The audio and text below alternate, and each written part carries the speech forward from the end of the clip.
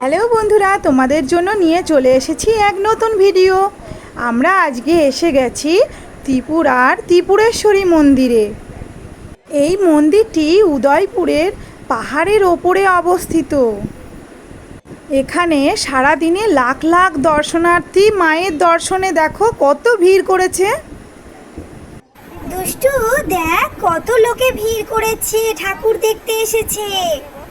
হ্যাঁ দিদি, খুব ভিড়। এই দুষ্টু, তুই কিন্তু আমার কাছে কাছে থাকবি। হ্যাঁ দিদি, আমি তোমার সঙ্গে সঙ্গে থাকবো। এই দুষ্টু আর মিষ্টি, তুই কি জানিস যে এটা সতীপীঠ? যে 51টা সতীপীঠ আছে তার মধ্যে এটাও একটা বিখ্যাত সতীপীঠ। তাই বাবা, আমি তো জানতামই না। সেটা কি বাবা? আমাকে একটু বলো না বাবা। যখন মাতা সতীর ছোট ছোট টুকরো বিভিন্ন জায়গায় গিয়ে পড়ে তখন সেটা বিভিন্ন সতীপীঠ হয়ে যায়। তেমন এখানেও মায়ের ডান পা পড়েছে। বুঝলি দুষ্টু, তার জন্য এটা খুব বিখ্যাত। ওই দেখ দুষ্টু, মা ঠাম্মা দেখ দুজন মিলে লাইনে দাঁড়িয়েছে, কত ভিড়। বৌমা, লাইনেই দাঁড়িয়ে থাকো, লাইন থেকে এদিক ওদিক যেও না। হ্যাঁ মা, লাইনেই আছি। দেখুন মা, কত ছাগল।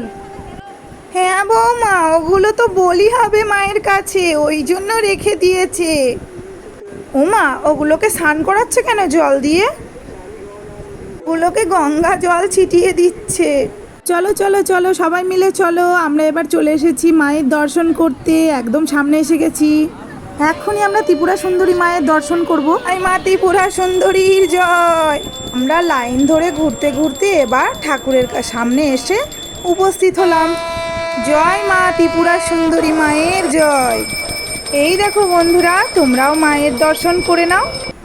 যে আমাদের পুজো দেওয়া হয়ে গেল, আমরা এবার মার দর্শন করে এবার যাব আমরা ভোলেনাথের দর্শন করতে। জয় বাবা ভোলেনাথ। এই যে এখানে পাশেই একটা ভোলেনাথের মন্দির আছে, সেখানে গিয়ে আমরা সবাই মিলে পুজো দিয়ে নিলাম।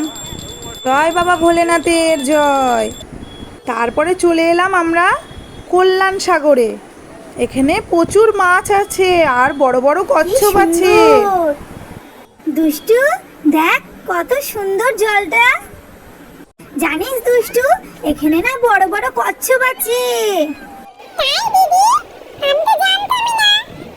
ছোট্ট বন্ধুরা, তোমাদের যদি আমাদের ভিডিওটা ভালো লাগে তাহলে অবশ্যই করে আমাদের পাশে থেকো, আমাদেরকে সাবস্ক্রাইব করে দিও।